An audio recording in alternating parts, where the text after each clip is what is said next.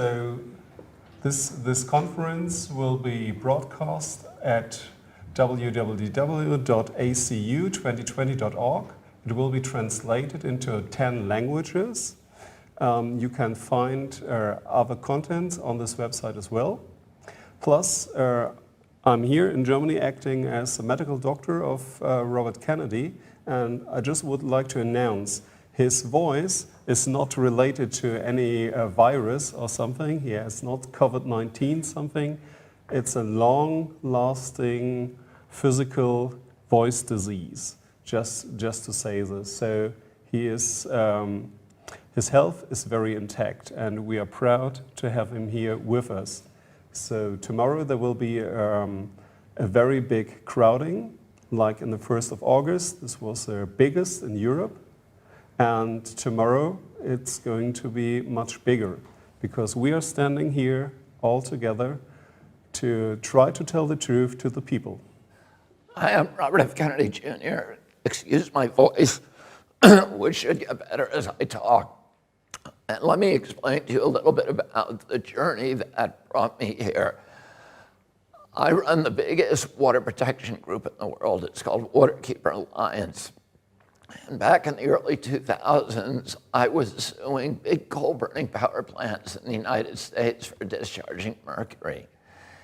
At that time, and my only concern was the impact of the mercury on fish and on human health of the human beings who ate the fish. Around that time, it came to my attention that there was also large amounts of mercury in vaccines, much larger exposures to children than any child would ever get from eating fish. And so I began to address that, and we started an organization that was trying to have a very limited scope, which was trying to remove the mercury from vaccines. Little by little, I came to understand that there were larger problems with vaccines. And the central problem, and the one we were most deeply concerned with, was that vaccines in the United States were not safety tested. They have an exemption that is not available to any other medical product. And that exemption, which most people cannot even believe, is an artifact of CDC's legacy as the Public Health Service, which was a quasi-military agency.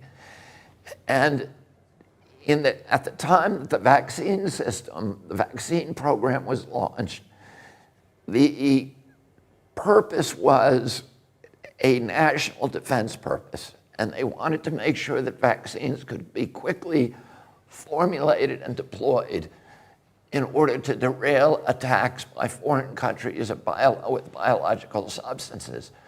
So they removed the regulatory impediments, including the necessity to test vaccines, to safety test vaccines against placebos.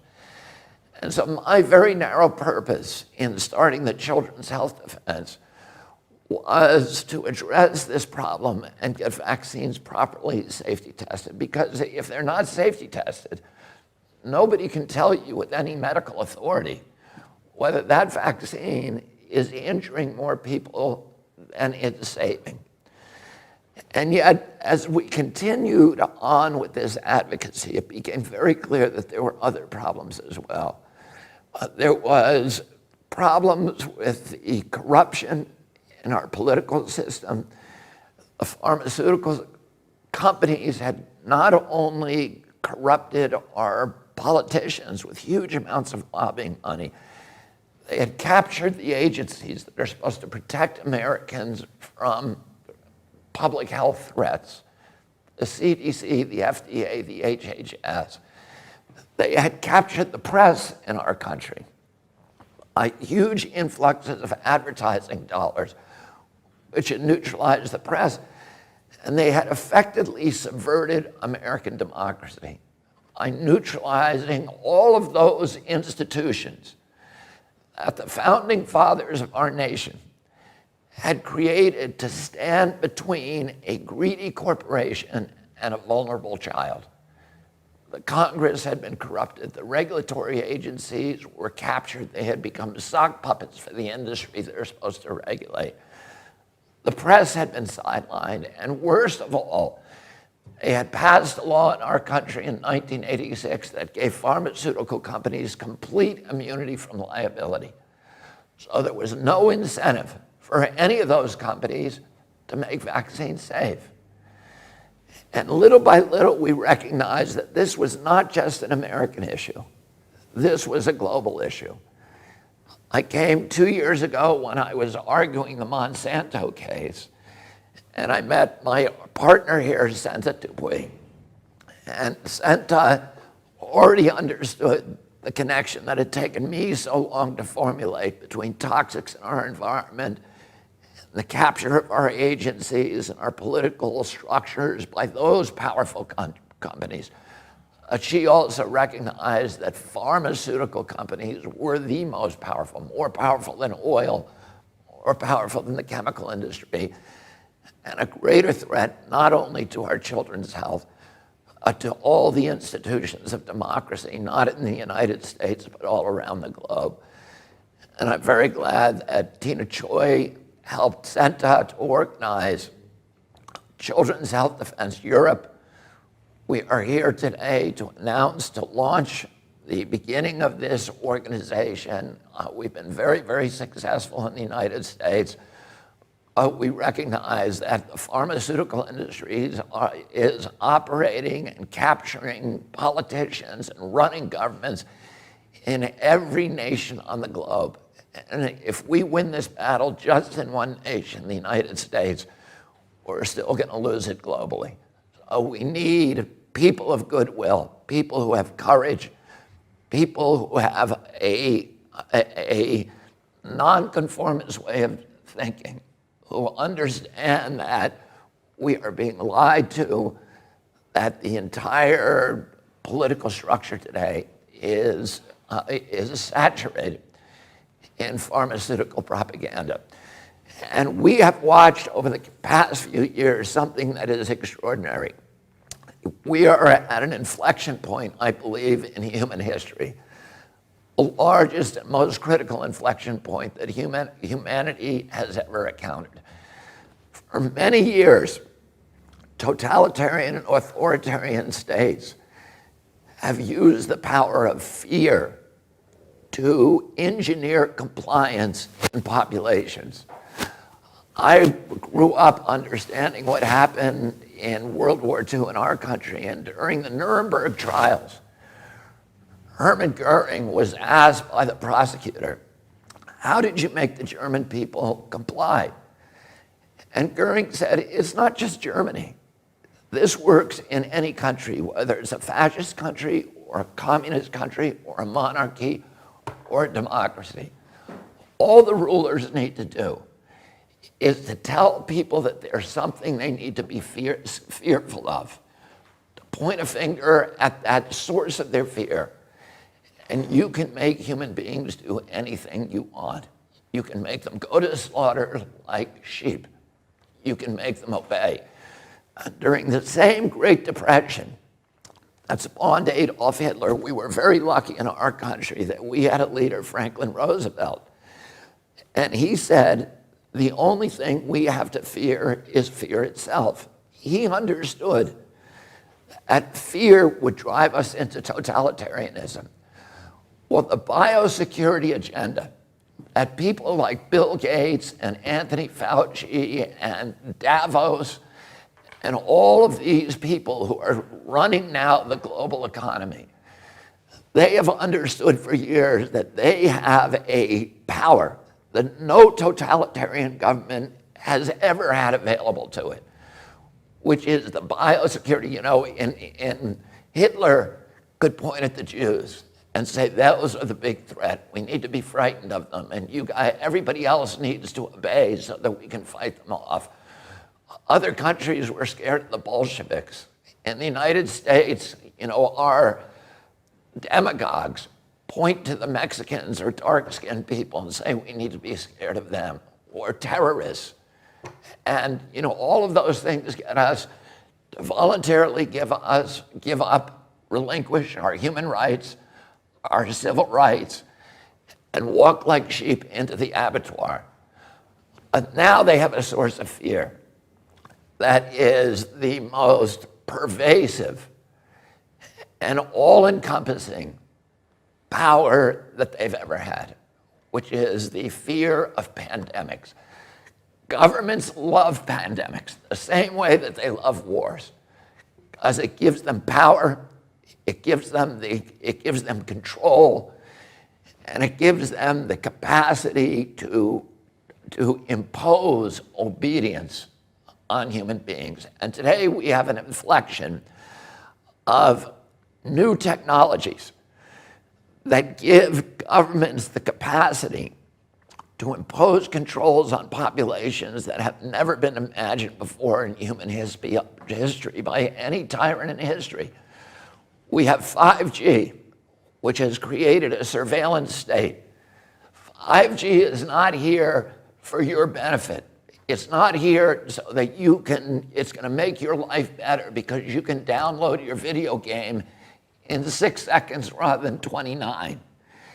The only reason for 5G is because it allows these big data companies run by Bill Gates and Mark Zuckerberg and Jeffrey Bezos to harvest our data, to listen to your conversations on your cell phone. They've always been able to do that, but there was no way for them to transport that data, to subject it to analytics, and then to monetize it and to sell it.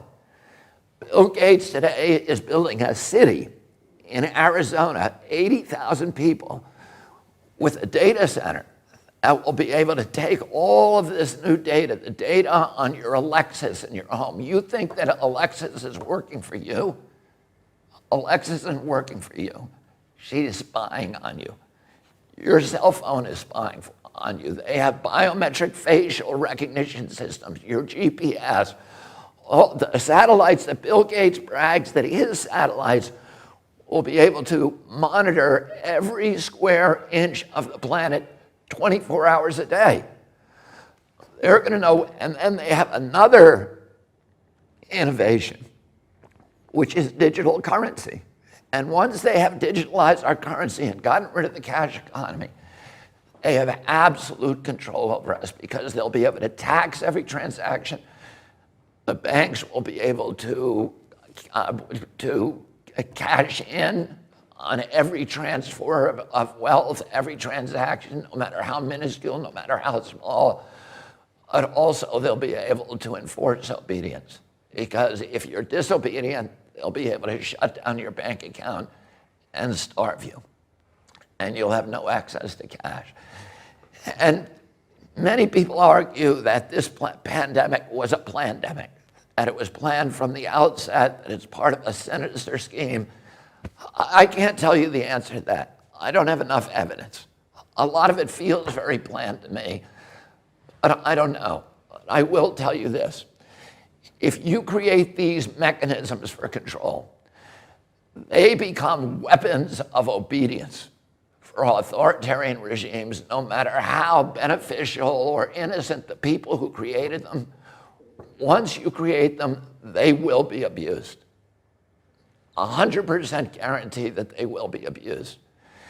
And all of the people who are out on the street now, who are arguing with this new imposition that we're seeing all around us, of authoritarian control, of people being told, wear your mask. And you know, I think everybody in Europe, everybody in Germany, everybody in the United States, if they were told, here's why you should wear a mask, here's the science that says it will help, here is the science that says it works, that you will stop transmission to other people, everybody would wear it with no problem. What we know is that we're not being dealt with honestly. We're being told, this is the science. But it's not, it's an appeal to authority. It's science because Tony Fauci and Bill Gates tell us it's science. We want to see the studies. We want to see the studies on hydroxychloroquine. We want to see the studies on whether the lockdown is killing more people than the coronavirus.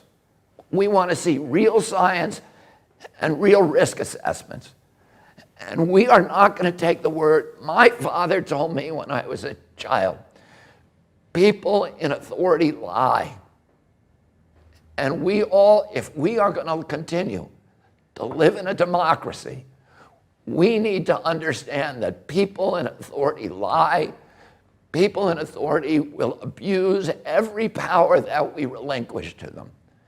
And right now, we are giving them the power to micromanage every bit of our lives 24 hours a day. They're going to know where we are. They're going to know the money that we spend.